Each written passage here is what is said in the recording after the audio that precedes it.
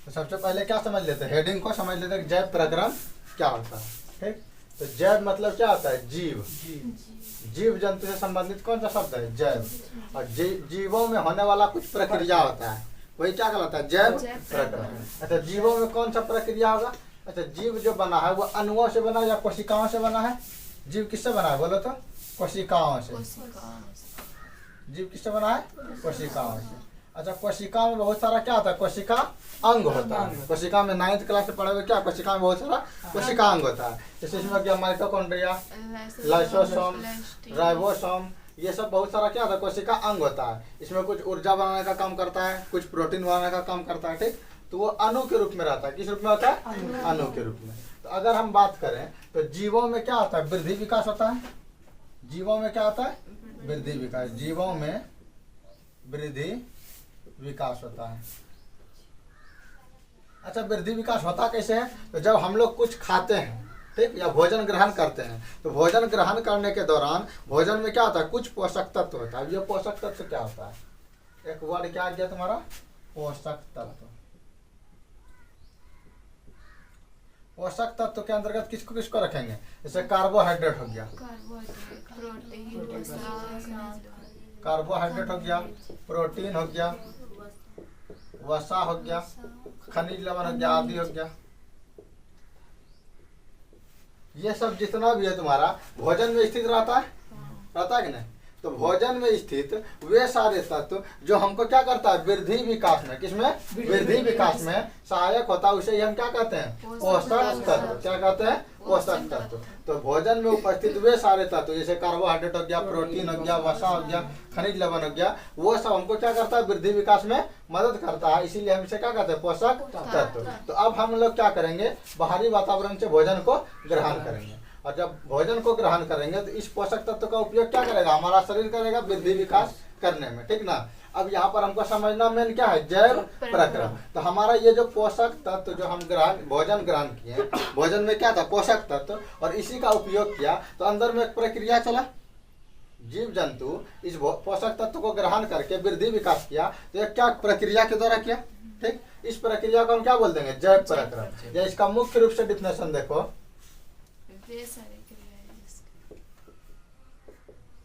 वे सारी क्रियाएं जिसके द्वारा जीवों का अनुरक्षण होता है, जिसके द्वारा जीवों का अनुरक्षण होता है, जीवों का अनुरक्षण होता है, अनुरक्षण होता है। जैसे देखो, हम लोग क्या है, अणुओं या फिर बोलो तो कोशिकाओं से मिलकर बने हैं। ठीक, हम लोग हमेशा कभी बीमार पड़ते रहते हैं, कभी किसी चीज का कमी हो जाता है, इसके वजह से बीमार पड़ जाते हैं। तो हम लोग जो भोजन ग्रहण करते हैं तो वो हमारा शरीर को क्या करता है, रक्षा करता है। भोजन में उपस्थित पोषक तत्व प्रोटीन सब रहता है। अगर ये सब का मान लो कार्बोहाइड्रेट का कमी हो जाएगा तो कुछ बीमारी हो सकता है, प्रोटीन का कमी हो जाएगा तो कुछ और बीमारी हो सकता है, वसा का कमी हो जाएगा तो उसके वजह से। तो हमारा जितना भी तुम्हारा अनुरक्षण का बात करेगा, रक्षा करना होगा, तो कार्बोहाइड्रेट, प्रोटीन यानी पोषक तत्व को हमको अच्छा तरीके से ग्रहण करना होगा। ठीक, तो वे सारी क्रिया जिसके द्वारा क्या होता है, जीवों का अनुरक्षण होता है, उसे क्या कहते हैं, जैव प्रक्रम। जैव प्रक्रम, इसको और अच्छे से समझो, जैव प्रक्रम। अच्छा, क्रिया के अंतर्गत कौन कौन सा, वैसे पाचन क्रिया आएगा, श्वसन होगा, परिवहन होगा, उत्सर्जन होगा, बहुत सारा क्रिया होता है हमारे शरीर के अंदर।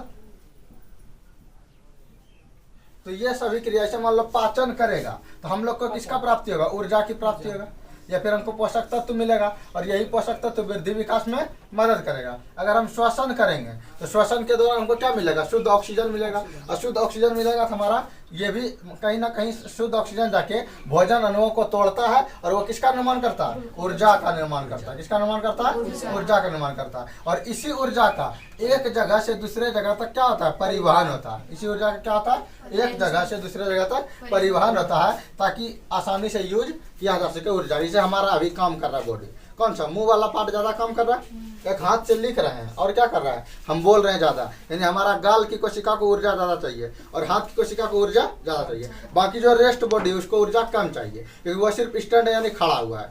ठीक, और हमारा मुंह जो है सबसे अधिक बोलने का काम कर रहा है। तो अगर बोलेगा कि गाल की कोशिका को ऊर्जा ज्यादा चाहिए, जबकि ऊर्जा तो हर एक कोशिका में बनता है, हर एक कोशिका में क्या माइटोकॉन्ड्रिया है, तुम्हारा प्रोटीन का संश्लेषण के लिए राइबोसोम है, तो हर एक कोशिका में ऊर्जा बनेगा, लेकिन उस ऊर्जा को क्या किया जाएगा, परिवहन किया जाएगा। क्या किया जाएगा, परिवहन किया जाएगा। तो हमारा गाल की कोशिका को बार बार या होठ की कोशिका को बार बार ऊर्जा दिया जाएगा ताकि वह बोलने हमेशा बोलते रहे, ऊर्जा उसको चाहिए। ये ऊर्जा का क्या किया जाएगा, परिवहन किया जाएगा। अगर कुछ बेकार पदार्थ बन गया हमारे शरीर के अंदर तो उसका क्या किया जाएगा, उत्सर्जन शरीर से बाहर कर दिया जाएगा। तो ये सब क्रिया क्यों किया जा रहा है बताओ, ये सब क्रिया क्यों किया जा रहा है, ताकि हमारा शरीर स्वस्थ रहे और अच्छी तरीके से काम कर सके। अगर मान लो ये सब क्रिया नहीं हो पाएगा तो इससे हमको पोषक तत्व की प्राप्ति नहीं होगा, पाचन नहीं होगा तो पोषक तत्व नहीं मिलेगा, और पोषक तत्व नहीं मिलेगा तो हमारा शरीर सही से काम वृद्धि विकास नहीं करेगा। ये वृद्धि विकास कर पाएगा, नहीं कर पाएगा। अगर श्वसन नहीं हो पाएगा तो ऊर्जा की प्राप्ति नहीं होगा तो हमारा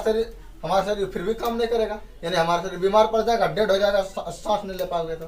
क्योंकि इसमें क्या चाहिए, ऑक्सीजन। और हमारा सबसे मतलब इम्पोर्टेंट क्या है, तुम्हारा ऑक्सीजन है। उसके बाद परिवहन का बात करें, अगर ऊर्जा का परिवहन नहीं हुआ तो कहीं पर ऊर्जा स्टोर रखा रहेगा और कहीं पर हमारा शरीर काम नहीं करेगा। ऐसे अभी हम बोल रहे हैं, बोलने हमारा ऊर्जा ज़्यादा खत्म होगा। अगर हमारा होठ को या फिर हमारा गाल की कोशिकाओं को ऊर्जा नहीं मिल पाता तो फिर ये बोल पाता है। इसका तो ऊर्जा, ये कोशिका का ऊर्जा तो थोड़ी देर में खत्म हो जाता।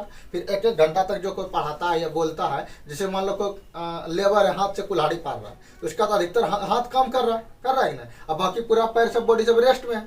तो वो सारी कोशिकाओं का ऊर्जा क्या होता है, परिवहन होता है। तो परिवहन भी क्या है, जरूरी है। अब बेकार पदार्थ हमारे शरीर में निर्माण हुआ, जैसे अमोनिया का निर्माण होता है जो खतरनाक पदार्थ है, ठीक ना, उसको यूरिया में बदल करके निकाल दिया जाता है। जो खतरनाक पदार्थ सब जो यूरिया सबका, अमोनिया सबका निर्माण होता है, उसे क्या किया जाता है, शरीर से बाहर किया जाता है। तो ये सब हमारे लिए जरूरी है। क्यों जरूरी है, तो उसके अणु का रक्षण करने के लिए, यानी अपने शरीर का रक्षा करने के लिए। अगर ये सब प्रक्रिया नहीं होगा तो हमारा शरीर क्या होगा, खतरे में पड़ सकता है, तुम्हारा स्वास्थ्य खतरे में पड़ सकता है। तो इसी को हम क्या बोलेंगे, जैव प्रक्रम, यानी जीवों में होने वाली वे सारी क्रियाएं जिसके द्वारा क्या होता है, अनुरक्षण बोलो या जीवों का रक्षण बोलो, अनुरक्षण बोलो या जीवों का रक्षण बोलो, वे सारी क्रियाएं जिसके द्वारा जीवों का रक्षण होता है, जीवों का रक्षा किया जाता है या अणु का रक्षा किया जाता है, उसी को क्या कहते हैं, जैव प्रक्रम। बात आ समझ में। इसीलिए उसी जैव प्रक्रम के अंतर्गत पाचन, श्वसन, परिवहन, उत्सर्जन आदि क्रिया होती है। तो ये सब जो पाचन श्वसन होना जरूरी है, ये किसके लिए जरूरी है बताओ तो, जैव प्रक्रम के लिए जरूरी है। तो इस चैप्टर में पूरी तरह से अगर हम पढ़ेंगे तो जैव प्रक्रम, वो तुम्हारा पौधों में भी जैव प्रक्रम पढ़ेंगे और जंतुओं में भी जैव प्रक्रम। जैव प्रक्रम के अंतर्गत पाचन, श्वसन, परिवहन, उत्सर्जन, यानी ये सब क्रियाएं होगा तुम्हारा जीव जंतु में भी और किसमें होगा, पेड़ पौधे में भी होगा। तो 1 by 1 समझते, ये हेडिंग समझ में पहले आया। चैप्टर का नाम क्या था, जैव प्रक्रम, यानी जीवों में होने वाली प्रक्रिया। क्या क्या प्रक्रिया, जैसे पाचन हो गया, परिवहन हो गया, श्वसन हो गया, उत्सर्जन हो गया, ये सब हो क्यों रहा है, क्योंकि हमारा शरीर को स्वस्थ रखा जा सके। नहीं तो आने वाला समय में क्या होगा, बीमार पड़ जाएंगे। जैसे मान लो कभी कभी होता है, बोलता पचा नहीं लगता सही से, एसिडिटी हो गया, गैस बन गया तो पेट दर्द करने लगता है, तो सही से पाचन हुआ, क्रिया नहीं। कभी कभी सांस लेने में दिक्कत हो जाता है तो उससे भी दिक्कत हो जाता है शरीर में। यानी कि शरीर का अगर हमको रक्षा करना है, अणु का रक्षा करना है, तो ये सारी क्रियाएं क्या है, जरूरी है। और भी क्रियाएं हैं, जैसे स्वांगीकरण हो जाएगा, और भी क्रियाएं इसके अंतर्गत आता है। जैसे इसमें तुम देख लो तो तंत्रिका तंत्र का कुछ क्रिया होता है, कुछ प्रतिवर्ती क्रिया से होता है। तो बॉडी में बहुत तरह का क्रिया होता है, समझे कि ना। उसमें मुख्य रूप से कुछ ये सारी क्रियाएं था, ये सारी क्रिया होना जरूरी है, जिससे क्या होता है, जीवों का रक्षण होता है, उसके अणु का रक्षण होता है। इसी को हम क्या कहते हैं, जैव प्रक्रम। तो जैव प्रक्रम का डेफिनेशन समझ आ गया ना। अब हमको समझना है आगे, पोषक तत्व भी तो समझिए कि भोजन में उपस्थित वे सारे तत्व जो हमारे लिए क्या है, उपयोगी हो।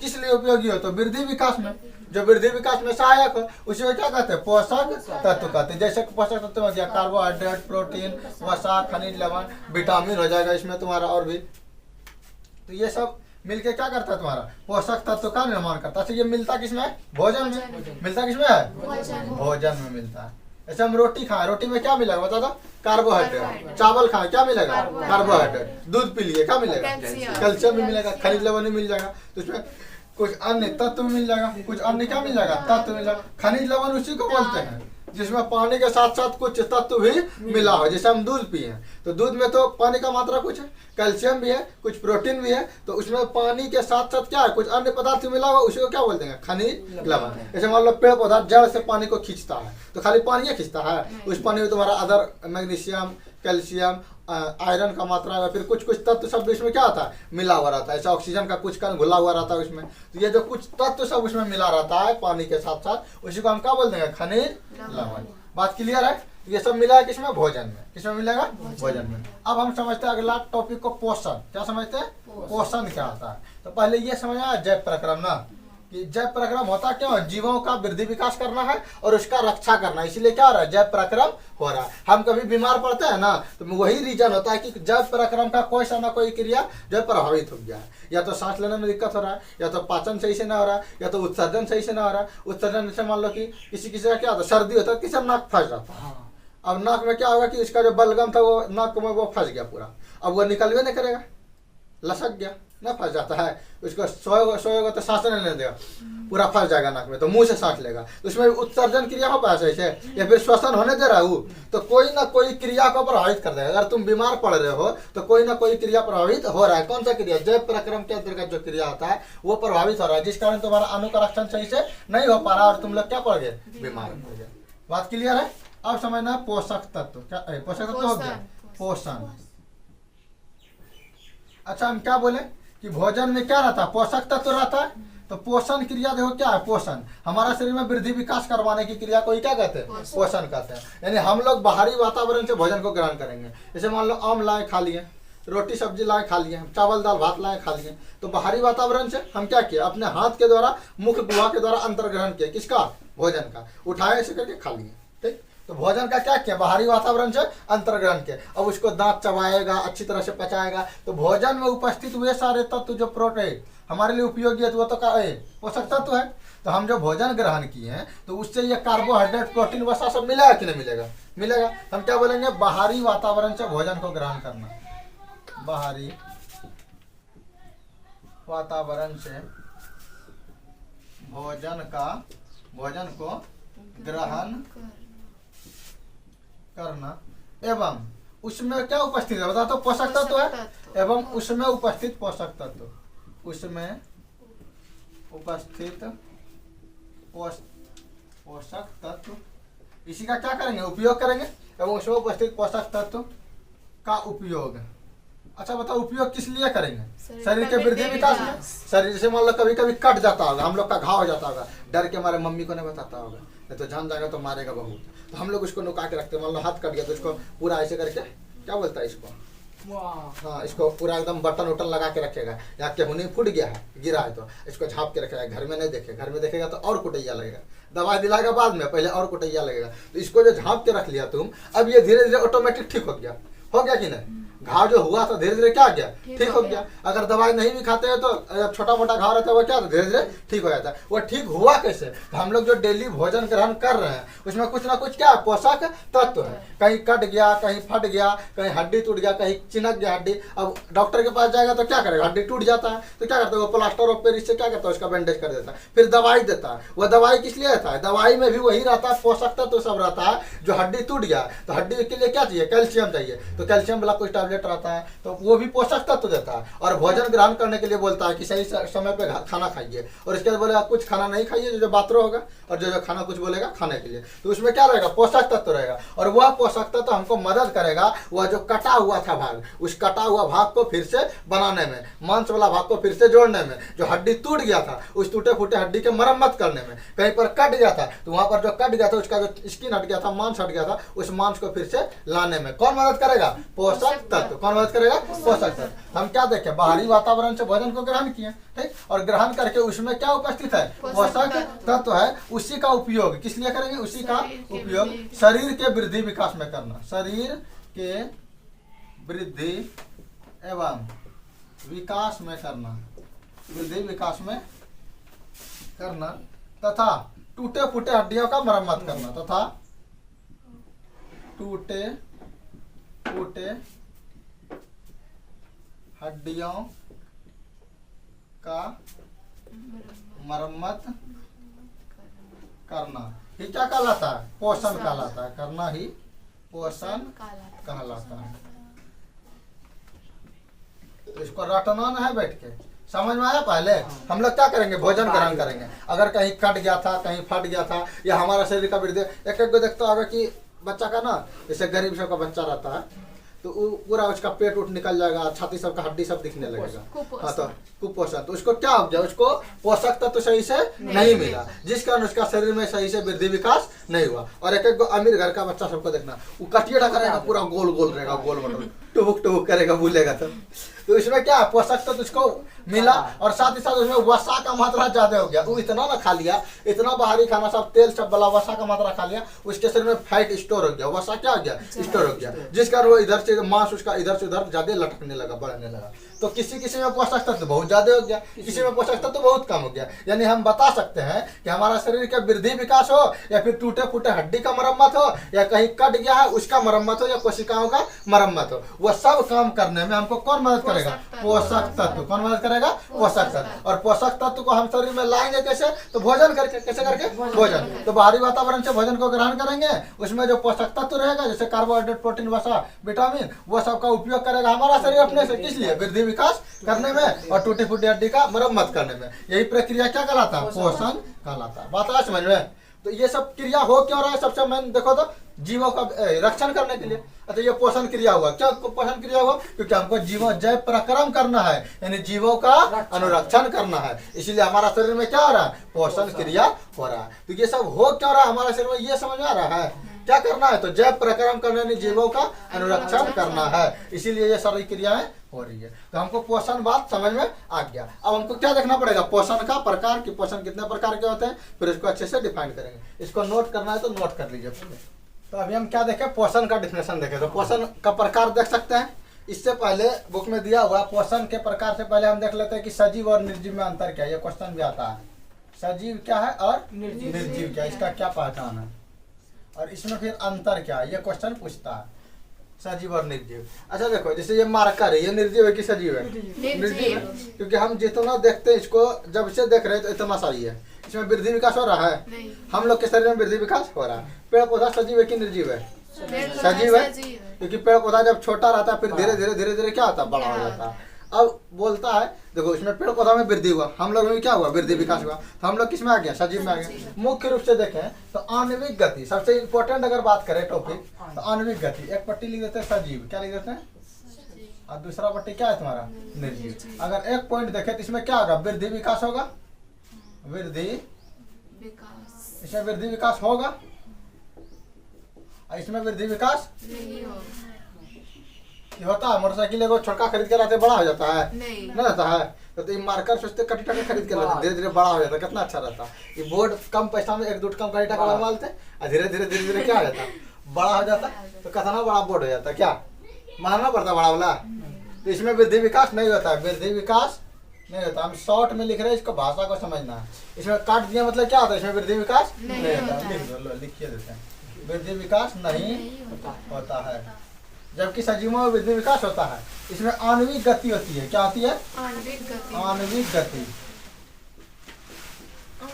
गति क्या बता रहे हैं, जैसे ये वृद्धि विकास जो हो रहा है वो किसके कारण हो रहा है, आणविक गति के कारण ही हो रहा है। हम लोग में पाचन परिवहन हो रहा है, प्रक्रिया, पाचन परिवहन उत्सर्जन, कभी कभी उसमें कोशिकाओं में विभाजन हो रहा है। तो एक कोशिका टूटकर दो कोशिका बन रहा है, जिसके वजह से क्या हो रहा है, बड़ा हो रहा है, जिसके कारण हमारा शरीर क्या हो रहा है, धीरे धीरे बड़ा हो रहा है। तो उसका पहले हमारा शरीर डायरेक्ट थोड़ी बढ़ गया, हमारा शरीर कोशिकाओं से मिलकर बना है, समझे। और उस वही कोशिका धीरे धीरे क्या हो रहा है, टूटकर 1 से 2, 2 से 4, 4 से 5, तो वो अणु एक तरह से बन गया, उसको हम बोल सकते हैं क्या, अणु। और वो अणु धीरे धीरे टूट रहा है कि नहीं, और वह टूट रहा है, उसी का हम वृद्धि देख रहे हैं। हम लोग देखो तो हमेशा हम सो जाते हैं, फिर भी हमारा दिल का धड़कन जो है चलते रहता है, तो उसका गति होते रहा है हमारे शरीर में।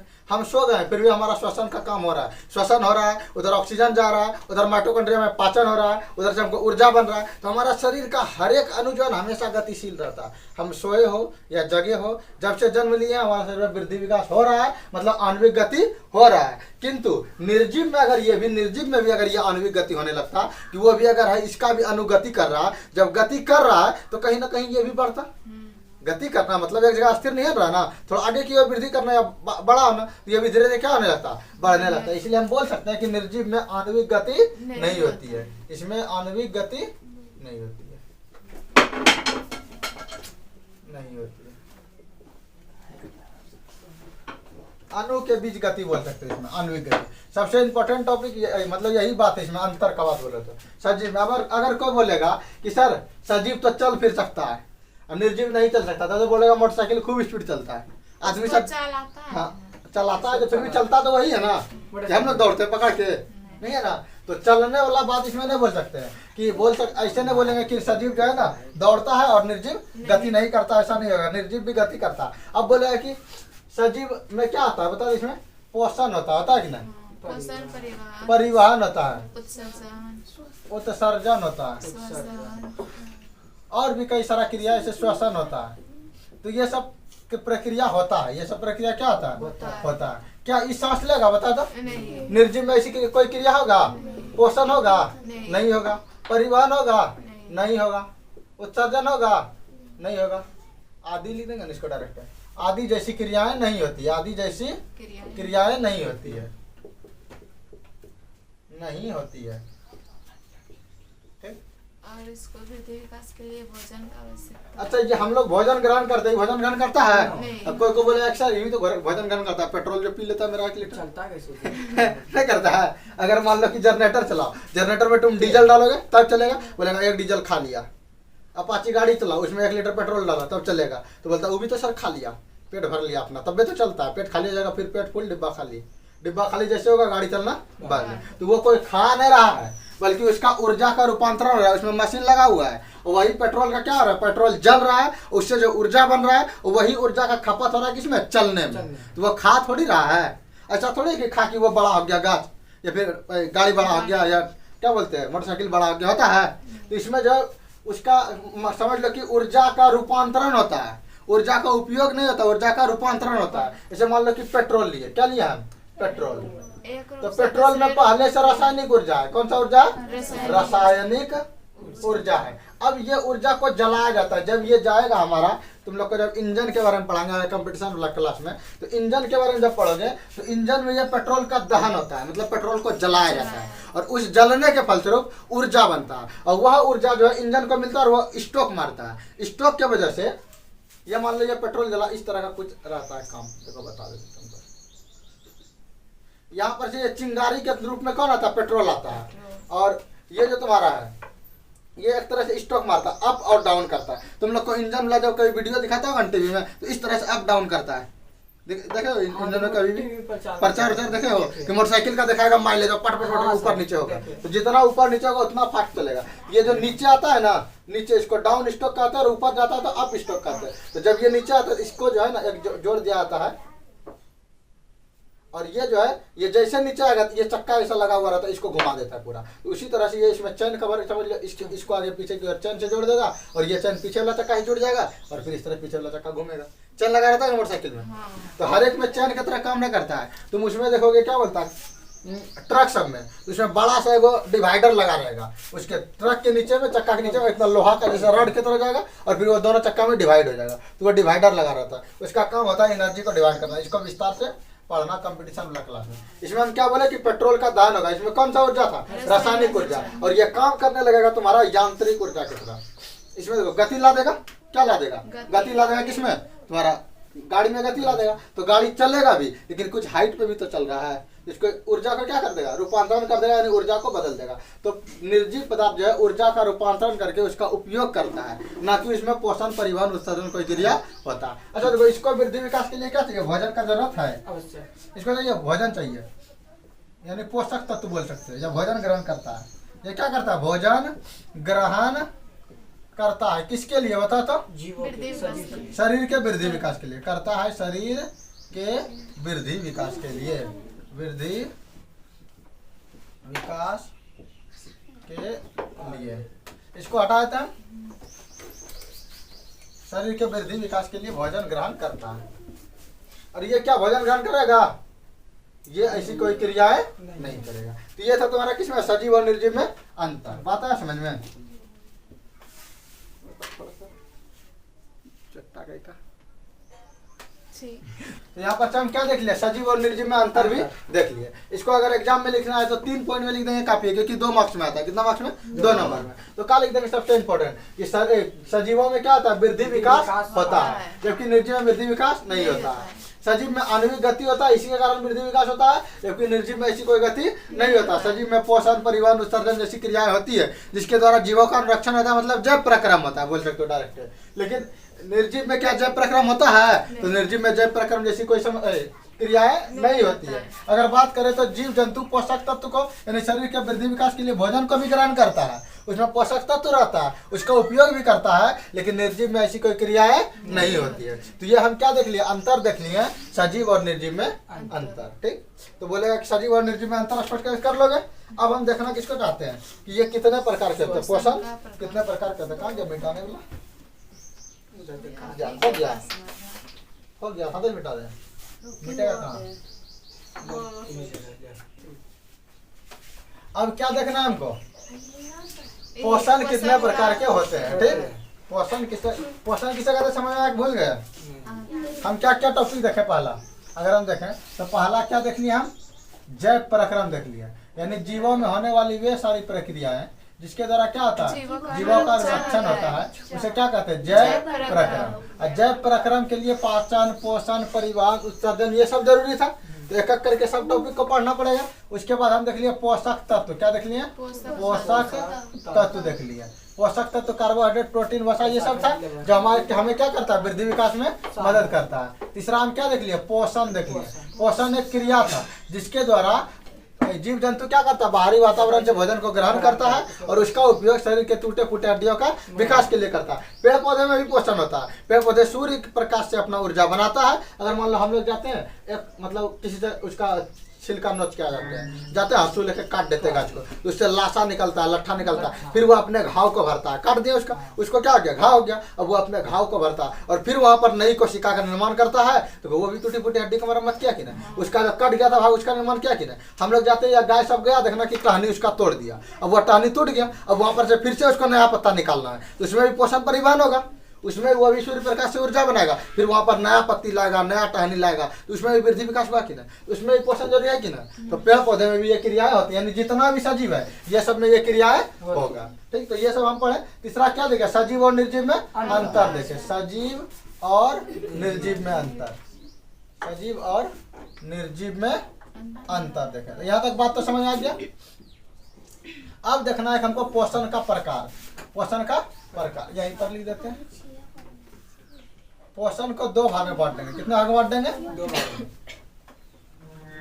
अगर पोषण को दो भाग में बांटे तो पहला बोल देंगे स्वपोषी पोषण, स्वपोषी पोषण, और दूसरा बोल देंगे परपोषी पोषण। दिख रहा है कि नहीं? देखो तो दिख रहा है ना?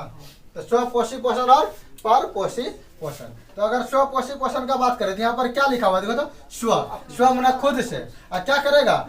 पोषी मतलब होता है वह जीव, पोषी मतलब वह जीव, तो वह जीव जो अपना भोजन किससे बना? स्वयं से। पोषी मतलब हो गया कोई जीव से बात हो रहा है।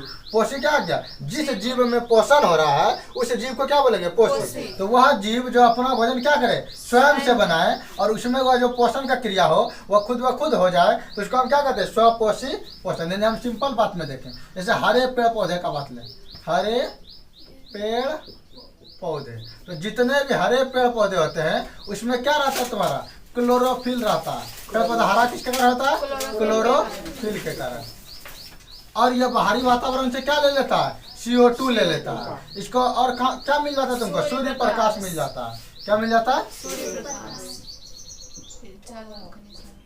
सूर्य प्रकाश। उसके बाद क्या जल से क्या खींच लेता है? जल और खनिज लवण। जल और खनिज लवण खींच लेता है। तो यहाँ पर सब तुमको समझना है ये चारों चीज जो है ना प्रकाश संश्लेषण के लिए इंपॉर्टेंट है। किसके लिए? प्रकाश संश्लेषण। तो पेड़ पौधा जो अपना भोजन बनाता है ना वो कौन सा क्रिया से? प्रकाश संश्लेषण से। तो इसी को समझ लेते हैं। प्रकाश की उपस्थिति में क्या बोल रहा है? संश्लेषण करना। किसका संश्लेषण? संश्लेषण माना निर्माण, संश्लेषण माना निर्माण। तो प्रकाश की उपस्थिति में क्या करेगा? निर्माण करेगा। किसी ना किसी चीज का निर्माण करेगा। तो किसका निर्माण करेगा? वो भोजन का निर्माण करेगा। किसका निर्माण करेगा? भोजन का। तो हरे पेड़ पौधे जितने भी है ना उसमें क्या क्या आवश्यक पदार्थ होता है? क्लोरोफिल तो रहता ही रहता है। सूर्य प्रकाश वायुमंडल से ही ले लेता है। कार्बन डाइऑक्साइड वायुमंडल में घूमते रहता है। तो पेड़ पौधा के पत्ती में स्टोमाटा है, वो स्टोमाटा उसको खींच लेता है। किसको? कार्बन डाइऑक्साइड को खींच लेता है। और जल और खनिज लवण उसको लाके कौन दे देता है? जड़ दे देता है। जल और खनिज लवण कौन देता है? जड़। तो पूछेगा प्रकाश संश्लेषण के लिए आवश्यक कारक कितना है? तो 4 गो है। कितना कारक है? 4 है। वह क्या क्या तुम्हारा? क्लोरोफिल का होना, CO2 का होना, सूर्य प्रकाश का होना और जल और खनिज लवण की उपस्थिति। ये चारों चीज रहेगा तभी प्रकाश संश्लेषण होगा। और जब प्रकाश संश्लेषण क्रिया होगा तो इसी के माध्यम से पेड़ पौधा अपना भोजन क्या बनाएगा? स्वयं बनाएगा। जब पेड़ पौधा अपना भोजन स्वयं बनाएगा तो पेड़ पौधे को क्या बोलेंगे? स्वपोषी। क्या बोलेंगे? स्वपोषी। जब पेड़ पौधा अपना भोजन स्वयं बना लिया, क्या हम लोग दिए कि लो पानी लो तुम खाना बनाना, नहीं तो पानी छीन लेंगे उससे तो खाना नहीं बनेगा, ऐसा होगा? वो तो खाना बना लेगा अपना पानी का उपाय करके। वो तो उसका जड़ जाता है अंदर से, जुगाड़ कर लेता है। हम लोग क्या बोलेंगे? कार्बन डाइऑक्साइड तुमको नहीं लेने देंगे, तुम मर जाएगा, तुमको पसंद नहीं होगा। तो वो अपना भोजन खुद से बनाता। हम लोग जो खेत में धान लगाते हैं, गेहूं लगाते हैं, हम लोग सोचते हैं कि खाद दिए तो ये दिए तो वो दिए तब गेहूं होगा। तुम छोड़ दो ऐसे लगा के तब भी उगेगा। छोड़ भी देंगे क्या होगा? उगेगा। हम लोग खाद या फिर उर्वरक का प्रयोग इसीलिए करते हैं ताकि अधिक से अधिक उत्पादन हो सके। अधिक से अधिक उत्पादन होगा तो हमको लाभ ज्यादा होगा, तो हमको क्या मिलेगा? आगे मदद मिलेगा। इसीलिए तो लेकिन पेड़ पौधा जो भोजन अपना जो बनाता है वो क्या करता है? स्वयं बनाता है। कौन सा प्रक्रिया से? प्रकाश संश्लेषण। आगे प्रकाश संश्लेषण को अभी हम समझेंगे। लेकिन प्रकाश संश्लेषण के लिए जरूरी क्या क्या है? क्लोरोफिल, कार्बन डाइऑक्साइड और सूर्य प्रकाश और जल और खनिज लवण, यानी 4 चीज का होना आवश्यक है। किसके लिए? प्रकाश संश्लेषण के लिए। ठीक, तो प्रकाश संश्लेषण टर्म को आगे हम समझेंगे। अभी यहाँ पर समझना है कि पेड़ पौधा, जितने हरे पेड़ पौधे होते हैं वो अपना भोजन स्वयं बनाता है। कौन सा विधि से? प्रकाश संश्लेषण विधि से। और इसी विधि जब वो अपना भोजन खुद से बना रहा है, इसीलिए हम उसको क्या बोलेंगे? स्वपोषी। क्या बोलेंगे? स्वपोषी। सिर्फ स्वपोषी। सभी हरे पेड़ पौधे क्या होते हैं? स्वपोषी होते हैं, क्योंकि ये पोषी यानी पेड़ पौधे अपना भोजन स्वयं बना ले। स्वयं बना अपने से, यानी वैसा जीव जंतु जो अपना भोजन क्या करे? स्वयं बना ले। ऐसा कोई जीव जंतु है जो अपना भोजन स्वयं बनाता है? जीव के अंतर्गत बोल सकते हैं, जंतु तो नहीं है, लेकिन पेड़ पौधा है जो अपना भोजन स्वयं बनाता है। तो जितने भी हरे पेड़ पौधे सब किसमें आ जाएगा? स्वपोषी। अच्छा, ये जो भोजन बनाने का क्रिया हुआ, ये एक काम हो रहा है, क्रिया हो रहा है। पोषण का मतलब है ही क्या? क्रिया। क्या है? क्रिया। यानी कि हम बोल सकते हैं हरे पेड़ पौधे जिस प्रक्रिया द्वारा अपना भोजन स्वयं बनाता है उस प्रक्रिया को क्या बोलेंगे? स्वपोषी पोषण। क्या बोलेंगे? स्वपोषी पोषण। तो पहले स्वपोषी समझा। स्वपोषी मतलब वह जीव या फिर सभी हरे पेड़ पौधे अपना भोजन स्वयं बनाता है, उसे क्या कहते हैं? स्वपोषी। उस जीव को क्या बोल देंगे? स्वपोषी। अगर कोई जीव जंतु अपना भोजन स्वयं बना रहा है तो उस जीव को बोल देंगे स्वपोषी। लेकिन उसमें जो ये क्रिया हो रहा है, अपने से भोजन बनने का क्रिया, तो उस क्रिया को हम क्या बोल देंगे? स्वपोषी पोषण। क्या बोल देंगे? स्वपोषी पोषण। तो स्वपोषी अगर खाली पूछ ले या स्वपोषी पोषण पूछे तो अलग अलग क्वेश्चन है कि ना? खाली स्वपोषी मतलब वे जीव जंतु या वे हरे पेड़ पौधे जो अपना भोजन स्वयं बनाएगा उसको हम क्या बोलेंगे? स्वपोषी। ये तो सिर्फ स्वपोषी का डेफिनेशन हुआ। लेकिन उस स्वपोषी जो था जीव जंतु या पेड़ पौधा, उसमें भोजन क्या हो रहा है? अपने से बनने का क्रिया आ रहा है, तो उस क्रिया को हम क्या बोल देंगे? स्वपोषी पोषण। बात है समझ में? अब हम किसको समझना चाह रहे हैं? परपोषी को। पर मतलब दूसरे पर ना बोलता है। जैसे मान लो लड़की उड़की की शादी होता है, बोलता अब तो तुम पर के घर में बिहाएगी, मतलब पर के घर में चल जाएगी। पर मतलब दूसरे का घर। जन्म दिया अपना माता पिता, कुछ साल तक 18 साल 20 साल अपने घर में काटा, अब आगे 18 साल 20 साल जितना साल जिंदगी होगा वो दूसरे घर में काटेगा, मतलब पर के घर में चल जाएगा। पर मतलब दूसरा का घर। पर मतलब क्या गया? दूसरा। तो यहाँ पर परपोषी मतलब जीव जंतु तो रहेगा लेकिन अपने से भोजन नहीं बनाएगा, कोई दिक्कत ना। तो जीव जंतु तो रहेगा लेकिन ये अपना भोजन स्वयं नहीं बनाएगा बल्कि दूसरे पर निर्भर रहेगा। क्या हम लोग अपना भोजन बनाते हैं? तुम लोग का मम्मी नहीं बनाता घर में भोजन? अमृता की मम्मी बनाती है, ये बताओ। अमृता नहीं बनाती है। मेरा मम्मी तो भरे भरे कभी चूल्हा देखो चालू जला रहा है, अब बनाएगा भोजन। तो बनाता ना है बल्कि क्या करता है? पकाता है। तो हम लोग जो भोजन है, हमारा मम्मी पापा या फिर जो भी है भोजन बनाते हैं घर में। इसे चावल लाते हैं। क्या चावल घर में बना लिए? क्या गेहूं घर में बना लिए? तो क्या आज से बोलोगे कि हम लोग भोजन बनाते हैं? किसी का मम्मी पापा भोजन बनाता है? हम लोग बनाते नहीं है बल्कि क्या करते हैं? पकाते हैं। क्या चावल घर में बनाते हैं? गेहूं बनाते हैं, सब्जी बनाते हैं, फल उल कुछ भी बनाते हैं, उसको ला के घर में पका लेते हैं। हालांकि फल तो गाछे पका के देता, डायरेक्ट खा लेते हैं। खाते हैं कि नहीं? सब्जी भी कुछ कुछ खा लेते हैं। बैगन डायरेक्ट खा लेते हो? भिंडी डायरेक्ट खा लेते हो? कच्चे खा लेते हो? भिंडी नहीं खाता, कच्चा खा तो लेता है। कोई फूल गोभी भी खा लेता है, कोई बैंगन भी खा लेता है, तो खा लेता है। टमाटर भी खा लेता है कच्चे। तो कोई किसी को पकाने की जरूरत नहीं, डायरेक्ट खा लेता है। जैसे आंवला तोड़ के खा लिया, कच्चा भी खा सकता है, पक्का भी खा सकता है, लेकिन कुछ कोई ऐसे चावल को भी कच्चा खाता है ना, चीनी चावल मिला के खा लेगा। स्कूल में क्या करता होगा, चीनी घर से लेके जाएगा, स्कूल का बोरे में चावल निकालेगा और चीनी चावल मिला के पॉकेट में रख लेगा, खाते रहे। तो इसको क्या करता है, ये सब को हम पका के खाते हैं, डायरेक्ट नहीं खाते। तो हम लोग घर में भोजन को बनाते नहीं है बल्कि पकाते हैं। हम लोग चावल खरीद के लाते हैं, गेहूं खरीद के लाते हैं, अन्य मसाला सब्जी सब खरीद के लाते हैं, उसको धर के चूल्हा पे आग दे करके पका दिए, तो भोजन पका लिए बल्कि बनाए नहीं। तो सभी जीव जंतु क्या होते हैं तुम्हारा, परपोषी होते हैं। हम लोग क्या है, परपोषी। यहाँ पर हम बोल सकते हैं जीव जंतु, जीव या जंतु बोल दो। जीव में तो हरे पेड़ पौधे भी आ जाएगा ना, क्योंकि इसमें जीवन है। जीव मतलब जिसमें जीवन होगा, तो हरे पेड़ पौधे भी जिंदा रहता है, इसमें बोल दो जंतु। जितना भी जंतु क्या है, सब परपोषी है। कुत्ता, बिलार, हम लोग जितना भी गाय, भैंस, बकरी सब क्या आ गया, जानवर। हम लोग भी जानवर में आते हैं, ठीक। तो हम लोग जितना भी जंतु है सब क्या है, परपोषी। मतलब हम लोग अपना भोजन स्वयं नहीं बनाते हैं बल्कि हरे पेड़ पौधे पर निर्भर रहते हैं। चावल कौन बनाया, छोटा सा पौधा बनाया। गेहूं कौन उगा दिया, पेड़ पौधा उगा दिया। आम फल सब्जी कौन उगा दिया, पेड़ पौधा उगा दिया। बताया समझ में। तो हम लोग डायरेक्ट किस पर निर्भर है, पेड़ पौधे पर निर्भर है। यानी बोल सकते हैं परपोषी, यानी वैसा जीव जो अपने भोजन के लिए किसी अन्य जीवों पर या दूसरे जीवों पर या सीधा बोल दो तो पेड़ पौधे पर निर्भर हो, तो वैसे जीव को हम क्या बोलेंगे, परपोषी। लेकिन उसमें जो होने वाला ये प्रक्रिया हुआ, पोषण का प्रक्रिया हुआ, इस पोषण को हम बोल देंगे परपोषी पोषण। परपोषी पोषण। बात है समझ में।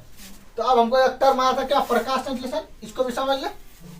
तो पहले स्वपोषी समझ लिया, परपोषी समझ लिए। स्वपोषी का प्रकार नहीं है, परपोषी का और भी 3 गो प्रकार है, उसको भी देखेंगे। अभी टर्म कौन सा आ गया था, प्रकाश संश्लेषण, इसको हम देख लेते हैं क्योंकि ये मिट जाएगा, ठीक। तो प्रकाश संश्लेषण के लिए कितना चीज आवश्यक है, chlorophyll, carbon dioxide, Surya Prakash और जल और खनिज लवण, ठीक। तो प्रकाश संश्लेषण को अगर हम देखें तो प्रकाश संश्लेषण के लिए आवश्यक कारक है क्लोरोफिल। तो क्लोरोफिल तो पहले से पत्ता में रहता है।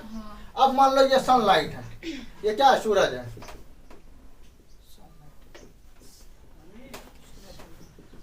ऐसे करके, और मान लो कि यहाँ पर पेड़ पौधा था और पेड़ पौधा का एक पत्ती है,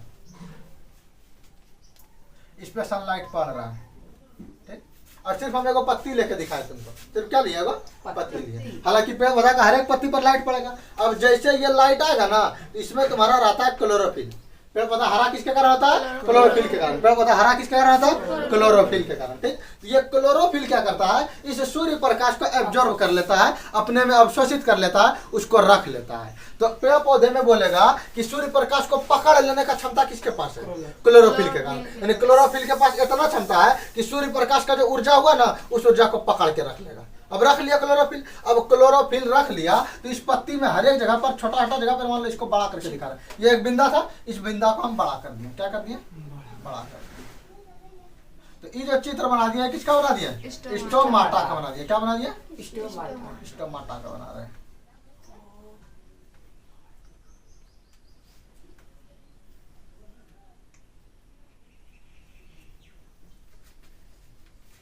तो ये क्या बन गया, तुम्हारा स्टोमाटा का चित्र बन गया। ये जो बीच वाला भाग है, यही इसी को स्टोमाटा कहते हैं। ये जो है ना, ये जो छिद्र दिख रहा है, छिद्र का ही नाम क्या है, स्टोमाटा है, ठीक। तो अब हम बोले ये दोनों कोशिका जो साइड वाला है, इसको बोलते हैं रक्षी कोशिका। क्या बोलते हैं, रक्षी कोशिका। रक्षी कोशिका बोलो, या इसी को द्वार कोशिका बोलो। क्या बोल दो, द्वार कोशिका। द्वार कोशिका दिख रहा है नीचे, द्वार रक्षी कोशिका दिख रहा है कि नहीं दिख रहा है, हाँ, दिख रहा है ना। तो रक्षी कोशिका या द्वार कोशिका बोल देंगे। अब जैसे ये सूर्य प्रकाश इसको अंदर आया, ठीक, कौन ऑब्जर्व कर लिया, क्लोरोफिल, उसको सोख लिया, ठीक है ना। अब ये क्या करेगा, रक्षी कोशिका जो है अपना आकार को खोलेगा, यानी कि स्टोमाटा का आकार को खोलेगा। जैसे स्टोमाटा खुलेगा, उससे क्या ले लिया जाएगा, बाहरी वातावरण से कार्बन डाइऑक्साइड को ले लिया जाएगा। तो अभी सूर्य प्रकाश में सोख के रखा गया, कौन रखा बता दो, क्लोरोफिल। और बाहरी वातावरण से क्या ले लिया गया, कार्बन डाइऑक्साइड ले लिया गया है। सूर्य प्रकाश तो मिल ही गया, मिल गया कि नहीं मिल गया, ये भी मिल गया, ये भी मिल गया, ये भी। और जड़ के द्वारा क्या खींच लिया जाएगा, जल और खनिज लवण। अब ये जो क्लोरोफिल सोख के रखा था प्रकाश संश्लेषण को, सूर्य प्रकाश को, अब ये सूर्य प्रकाश क्या होगा, अंदर की ओर जाएगा। अंदर की ओर ग्राना रहता है, क्या रहता है, ग्राना। क्लोरोफिल के अंदर भी क्या रहता है, समझ ले। मुख्य भाग अगर हम बात करें तो सबसे पहले क्लोरोप्लास्ट होता है। कौन आता है, इस बात को समझना अच्छे से। हम डायरेक्ट यहाँ क्लोरोफिल लिखे, अब इसको अच्छे समझो, क्लोरोप्लास्ट।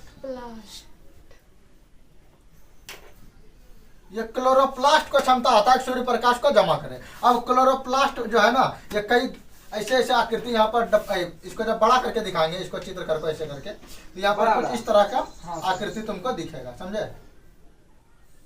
तो इसको हम क्या बोल देंगे, ग्राना। अब ये सूर्य प्रकाश किसमें प्रवेश करेगा, ग्राना में। ये थोड़ा ज्यादा डीप बता रहे हैं। सूर्य प्रकाश किसमें प्रवेश करेगा, ग्राना में। और उस ग्राना के अंतर्गत कुछ रहता है थाइलोक्वाइट्स। क्या रहता है, थाइलोक्वाइट्स। ओवर जाने लगा क्या, लेवल से ज्यादा ऊपर चल गए, क्योंकि इसमें डायरेक्टर तुमको पूछेगा कि सूर्य प्रकाश की उपस्थिति में पेड़ पौधा अपना भोजन स्वयं बनाता है, इसको क्या कहते हैं, प्रकाश संश्लेषण। अगर 10वां लेवल तक में देखें, लेकिन एक क्वेश्चन पूछा गया तुम्हारा बुक में ग्राना से, एग्जाम में ग्राना से पूछा गया, इसलिए ग्राना का नाम खाली तुमको जनवा रहे हैं, ठीक।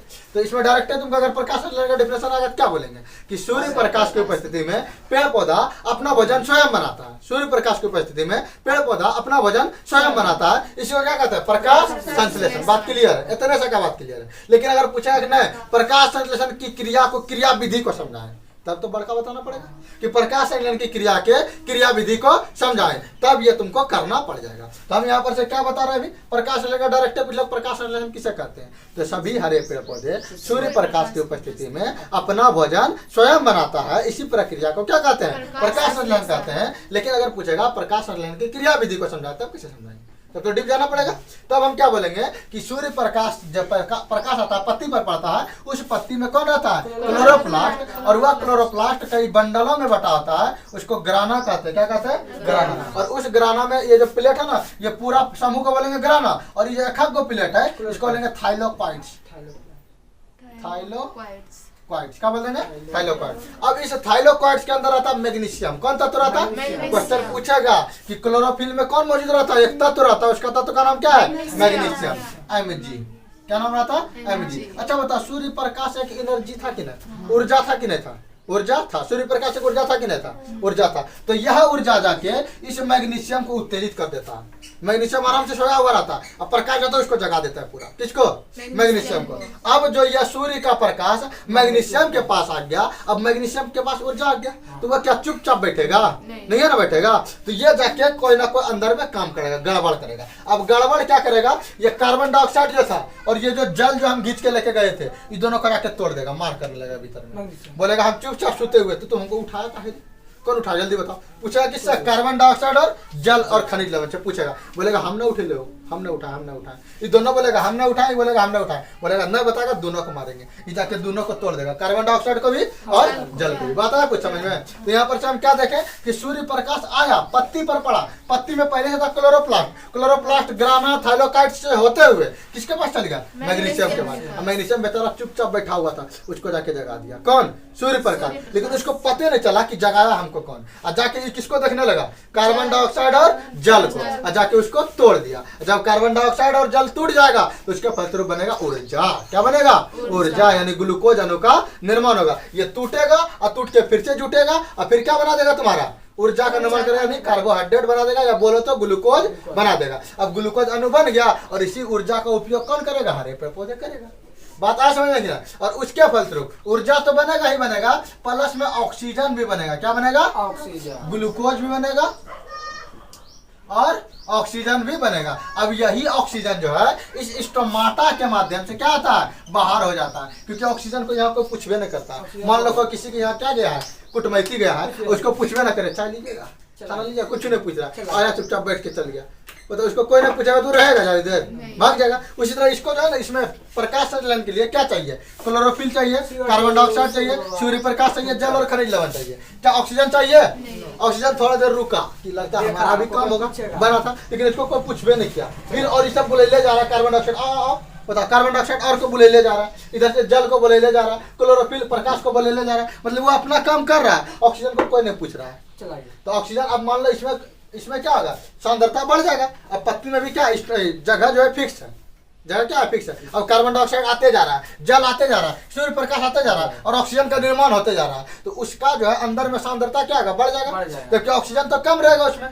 ऑक्सीजन क्या होगा, लेकिन ऑक्सीजन पहले तो कम था, लेकिन धीरे धीरे प्रकाश होते गया, तो ऑक्सीजन का भी निर्माण ज्यादा होते गया और वह विसरण क्रिया द्वारा बाहर निकल गया। हम बताए थे विसरण क्रिया, जब उच्च सांद्रता से निम्न सांद्रता की ओर कोई गति करता है उसको क्या कहते हैं, विसरण। जैसे अगरबत्ती जलाते होगे तो अगरबत्ती का धुआं दिखाई देता होगा शुरू में, लेकिन कुछ समय के बाद वो धुआं गायब हो जाता होगा, खाना बनाते हैं धुआं दिखाई देता है, कुछ समय में धुआं गायब हो गया, क्योंकि धुआं जब तक दिखाई दे रहा था तो उसका सांद्रता उच्च था। सांद्रता मतलब उसमें कण का मात्रा ज्यादा था।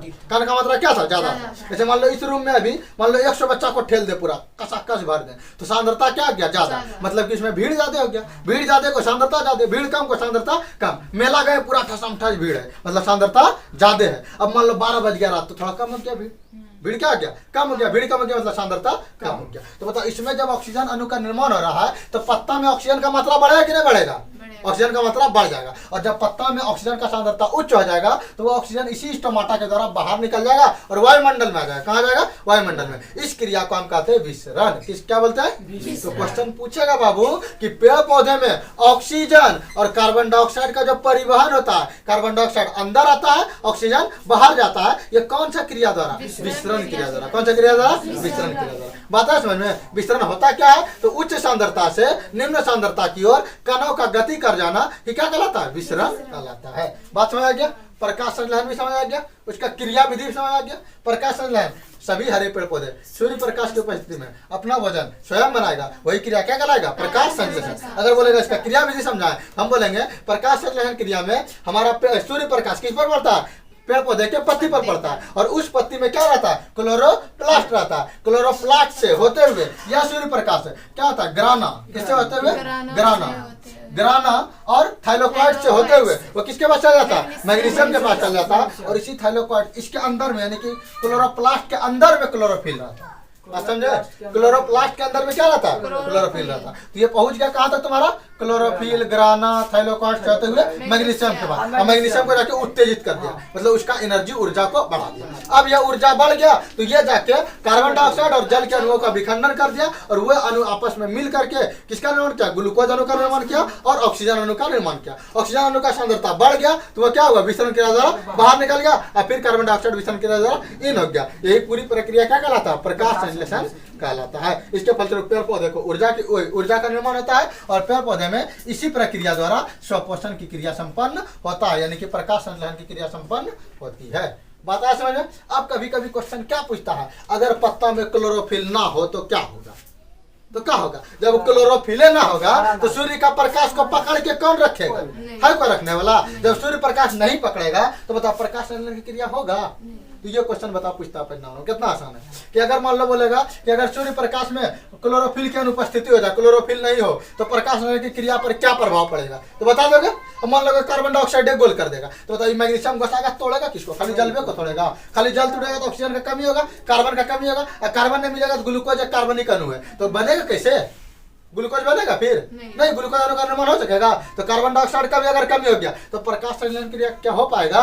नहीं, तो प्रकाश संश्लेषण प्रभावित हो जाएगा अगर कार्बन डाइऑक्साइड भी नहीं रहेगा। पूछा अगर सूर्य प्रकाश का अनुपस्थिति कर दे तो और बेकार हो गया। जब सूर्य प्रकाश नहीं रहेगा तो प्रकाश संश्लेषण होगा, तो कहीं ना कहीं घूम फिर के देखें तो वो प्रकाश संश्लेषण को प्रभावित करेगा। तुम लोग को प्रक्रिया क्लास 6 में दिखा होगा प्रोसेस करके, ऐसा पत्ता दिखा दिया होगा, इस पर एगो ना ऐसा करके कुछ पट्टी बांध दिया होगा, इस पर प्रकाश पड़ेगा? नहीं पड़ेगा। तो अब यहाँ पर काला पट्टी बांध दिया तो इस पर प्रकाश पड़ेगा नहीं। अब प्रकाश नहीं पड़ेगा तो ये वाला भाग में जो है क्या प्रकाश संश्लेषण हो पाएगा? नहीं हो पाएगा। होगा प्रकाश संश्लेषण? प्रकाश संश्लेषण इस भाग में नहीं होगा। तो जब इस भाग में प्रकाश संश्लेषण नहीं होगा ये धीरे धीरे जो हरा पत्ती था वो धीरे धीरे सड़ जाएगा, और आगे वाला भाग में प्रकाश संश्लेषण होगा कि नहीं? बात समझ, ये क्रियाकलाप भी तुमको हो सकता है कि दे सकता है। तो इतना लेवल तक क्वेश्चन पूछेगा, उससे ज्यादा आगे नहीं जाएगा। तो ये पूरा पेड़ पौधा में पोषण समझ में आ गया। अब हमको किसका पोषण समझना? जंतु का पोषण। बात समझ, पेड़ पौधा में यही प्रक्रिया द्वारा पोषण होता है। और क्या होता है? उसका ऊर्जा बन गया, कार्बन डाइऑक्साइड बाहर निकल लिया गया। अब एक चीज देखेंगे, ऑक्सीजन बाहर निकल लिया, कार्बन डाइऑक्साइड ही नहीं गया। अब ये कहते हैं कि जल का उत्सर्जन होता है, वाष्पोत्सर्जन। लेकिन उसके पहले हमको इसको देखना पड़ेगा, परपोषण। किसको देखना पड़ेगा? परपोषण। तो इसको अच्छे से समझ में आ गया। इसको खुद से समझ के जो समझा हुआ था, सुन के जो हम पढ़ा रहे थे, उसको अच्छे से कॉपी में नोटबुक बनाना, मतलब समझ लो कि फेयर बनाना अच्छे से समझ के, ठीक? तो इसको अगर नोट करना है तो नोट कर सकते हो। अब जैसे देखते हैं इसमें हम देख लिए स्वपोषण, इसके लिए आवश्यक कारक 4 गो था। ये कौन सा विधि से अपना भोजन बनाता था बताता हूँ? प्रकाश संश्लेषण प्रक्रिया से। प्रकाश संश्लेषण भी समझ गए एकदम अच्छे से, ठीक। तो सूर्य प्रकाश की उपस्थिति में पेड़ पौधा अपना भोजन स्वयं बनाते, इसे क्या कहते हैं? प्रकाश संश्लेषण। इसका क्रिया विधि भी समझा दिए, इसके लिए 4 आवश्यक कारक था वो भी समझा दिए। अब हमको क्या समझना है? परपोषण का प्रकार। तो परपोषण जो है जंतुओं में होता है और ये मुख्यतः 3 प्रकार के होते हैं। कितने प्रकार के होते हैं? 3 प्रकार के होते हैं। परपोषण मुख्यतः कितने प्रकार के? 3 प्रकार के। एक क्या गया तुम्हारा? परपोषण हो गया तुम्हारा मृतजीवी पोषण, जीवी पोषण, परजीवी पोषण, और एक हो गया परजीवी पोषण, प्राणी संपोषण, परजीवी पोषण, और क्या हो जाएगा? प्राणी संपोषण, प्राणी संपोषण। लो, इसको तुम लोग रखो, टॉपिक को ध्यान दिलाते हैं। तो यहाँ पर से हम देख लिए कि पर पोषण में कितने तरह का पोषण आ गया? 3 तरह का, मृतजीवी पोषण, परजीवी पोषण और प्राणी संपोषण। मृतजीवी पोषण, परजीवी पोषण और प्राणी संपोषण। पूछेगा पर पोषण कितने प्रकार के होते हैं? तो पर पोषण 3 प्रकार के होते हैं। पर पोषण कितने प्रकार के? 3 प्रकार के होते हैं। अच्छा देख लो, तो यहाँ पर नाम में ही छिपा हुआ क्या लिखा? मृतजीवी। मृत मतलब मरा हुआ, अजीब मना जीव, और उससे क्या करेगा? पोषण करेगा। हर एक नाम में ही छिपा हुआ, अगर इसको समझ लो वर्ड को तो आराम से हो जाएगा। यानी वैसा जीव जो मरे हुए जीव जंतुओं से या सड़े गले जीव जंतुओं से अपना पोषण ग्रहण कर लेता है, उसी को हम क्या कहते हैं? मृतजीवी। उस जीव को क्या बोल देंगे? मृतजीवी। ऐसा मान लो कुकुरमुत्ता ले लो, ठीक ना। ऐसे मान लो कि अगर मान लो कि तुम ईगल को ले लो, ईगल, गिद्ध, हाँ, या फिर ले लो तुम कि किसको ले लो? छाता ले लो, छाता, गोबर छत्ता। हम लोग नहीं खाते इसको, मशरूम कहते हैं छाता करे। गोबर छत्ता सर, गोबर छत्ता अलग, गोबर छत्ता कहते हो कुकुरमुत्ता। मशरूम बोलो, गोबर छत्ता बोल दो, इसी में लिख दो क्या? गोबर छत्ता। तो ये मशरूम कवक एक तरह का है, इसमें क्या आ जाएगा तुम्हारा? कवक आ जाएगा। जितने भी कवक है, मशरूम भी क्या है? कवक है। मशरूम भी क्या है? कवक है। इसको हम लोग अपने घर में छाता कहते हैं, ताली बजा के और उखाड़ लेते हैं। हाँ, जो छपरी में होता ना होता है उजला उजला। अब पता नहीं रीति रिवाज क्या है, बोलते हैं ताली नहीं बजाएगा तो टूट जाएगा। अच्छा ये टूट जाता है ना, ताली बजा के उखाड़ता है, पूरा उखड़ जाता है। अलग ही बात है, वो अलग बात है, समझे। तो ये जो मशरूम था जिसको हम लोग खाते हैं, ठीक ना, वो क्या एक तरह का कवक है। वो क्या कवक? सबसे अधिक पूछेगा प्रोटीन किसमें है? मशरूम में।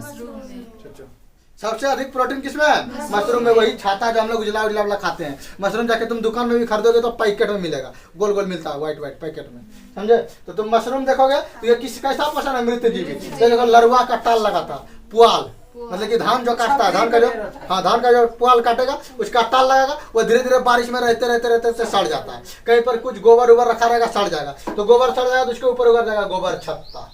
घर में मिट्टी सड़ जाएगा तो मिट्टी में उग जाएगा, मिट्टी का तार से करके निकलेगा क्या? मशरूम।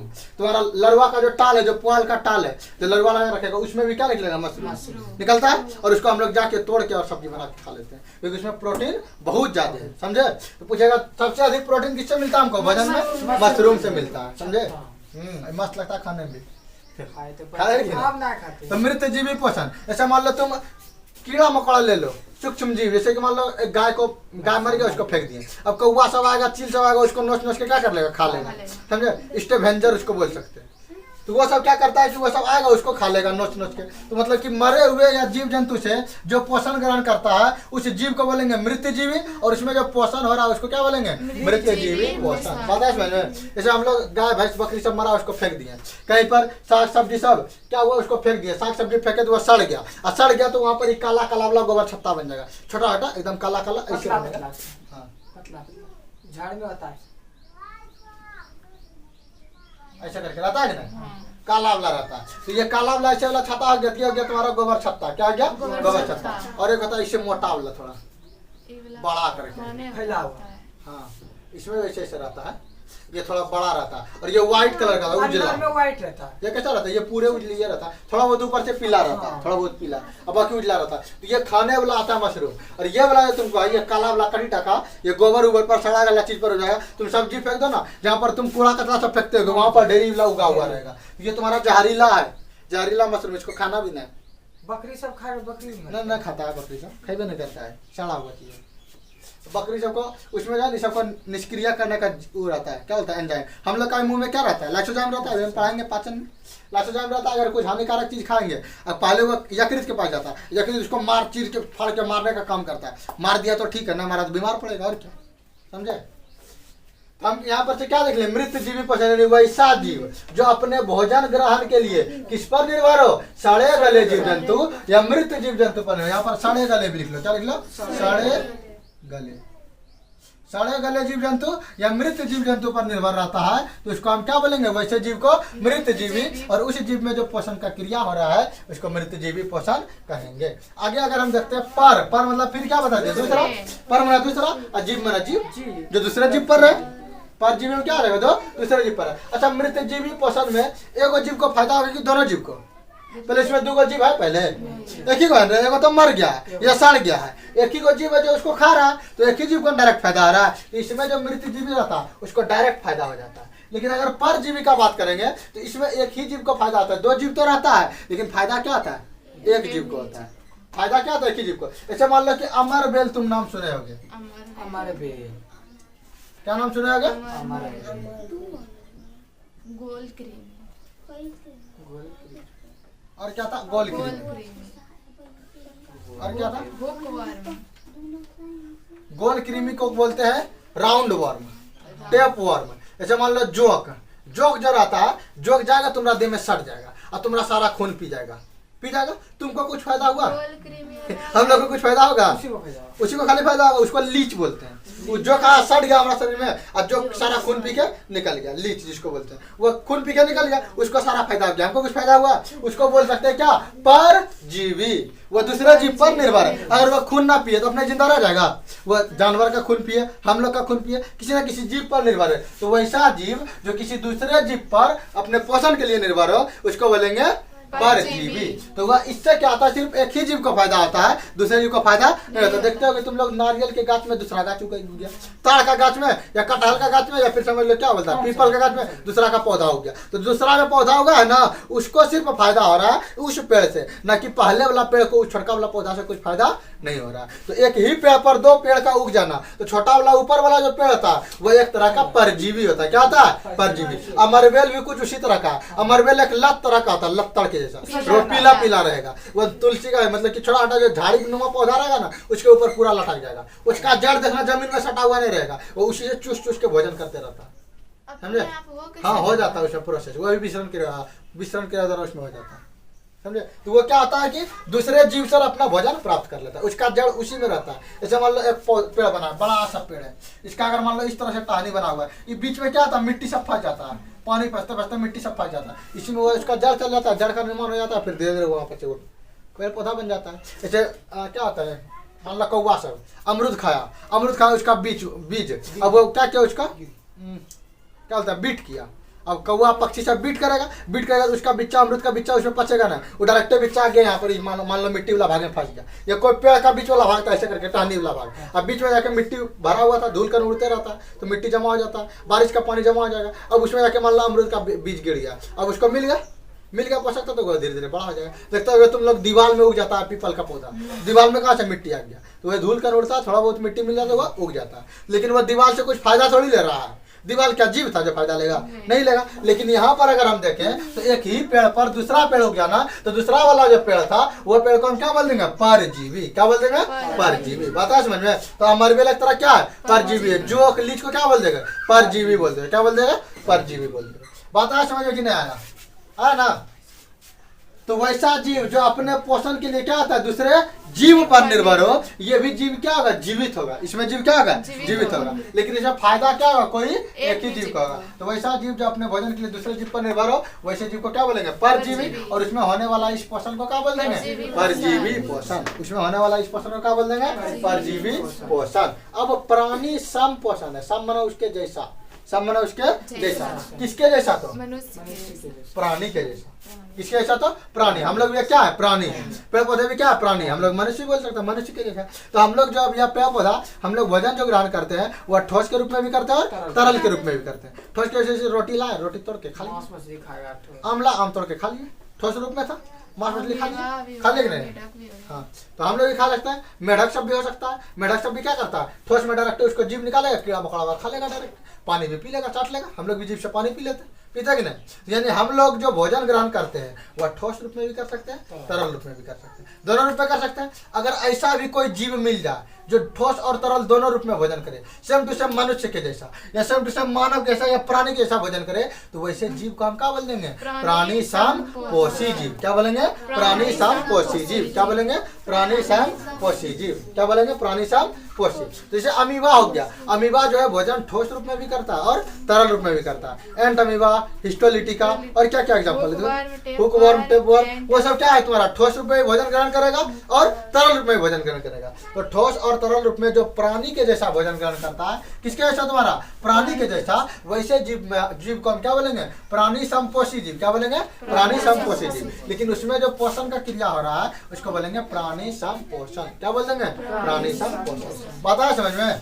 तो वैसे जीव जो अपना भोजन ग्रहण करने का विधि जो है प्राणी के विधि के जैसा भोजन ग्रहण करे, तो वैसे जीव को प्राणी समपोषी जीव एवं उच्च प्रकार के पोषण को प्राणी समपोषण कहते हैं। बात आ गया समझ में?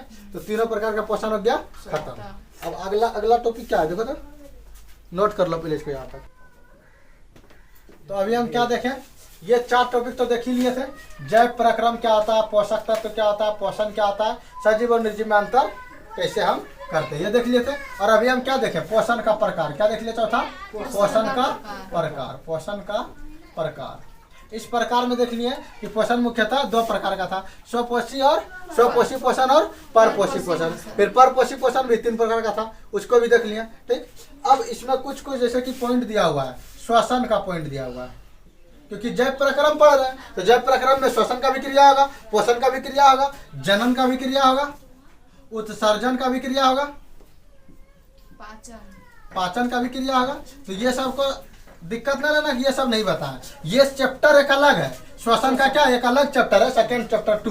तो जब चैप्टर 2 में आएंगे तो श्वसन को विस्तार से देखेंगे। जनन एक चैप्टर अलग से है 6 चैप्टर में। इस जनन को किसमें देखना है? 6 चैप्टर में। ये चूंकि चैप्टर का नाम था जैव प्रक्रम, तो जैव प्रक्रम में श्वसन भी होगा, जनन भी होगा, उत्सर्जन भी होगा, पाचन भी होगा, सारा क्रिया होगा। इसीलिए क्रिया के तौर पर दिया गया था कि जैव प्रक्रम में जनन होगा, श्वसन होगा, परिवहन होगा, हमारे अंदर ये सारी क्रियाएं होगा। लेकिन इस क्रिया को विस्तार से एक चैप्टर में पढ़ना, जैसे कि श्वसन वाला श्वसन चैप्टर में, जनन वाला जनन चैप्टर में, उत्सर्जन चैप्टर में। लेकिन पाचन यही चैप्टर में पढ़ना है, जो किसमें पढ़ेंगे? जीवों में पाचन एवं पाचन क्रिया। आगे पढ़ेंगे जंतुओं में पाचन। ये जंतुओं में जब पोषण पढ़ेंगे तो उसमें किस टॉपिक को पढ़ लेंगे हम? पाचन। और अभी हम क्या पढ़ लिए? पौधों में आसानी से पोषण पढ़ लें। पौधों में, पेड़ पौधों में पोषण कैसे होता है? प्रकाश संश्लेषण विधि द्वारा होता है। उसमें एक चीज और था कि पेड़ पौधा का जो पत्ती होता है, इस पत्ती को हम क्या कहते हैं? प्रकाश संश्लेषी अंग। डायरेक्ट ऑब्जेक्टिव पूछता, प्रकाश संश्लेषी अंग, प्रकाश संश्लेषी अंग कहते हैं। जबकि पत्ती बरहनी अंग और क्लोरोफिल बोलो या हरित लवक बोलो, क्लोरोफिल बोलो, तो क्लोरोफिल को प्रकाश संश्लेषी अंगक कहते हैं। डायरेक्ट क्वेश्चन पूछता है, अंगक कहते हैं। पता ऑक्सीजन और कार्बन डाइऑक्साइड का परिवहन पेड़ पौधों में किस विधि द्वारा होता है? परासरण या विसरण? विसरण क्रिया द्वारा। कौन सा विधि द्वारा होता है? विसरण। तो ये सब कॉन्सेप्ट को क्लियर रखना, कॉन्सेप्ट क्लियर रहेगा तो ऑब्जेक्टिव ऑटोमेटिक बनेगा। ये काम करता है उसी की तरह। अंगक देखो, अंग और अंगक में क्या अंतर है?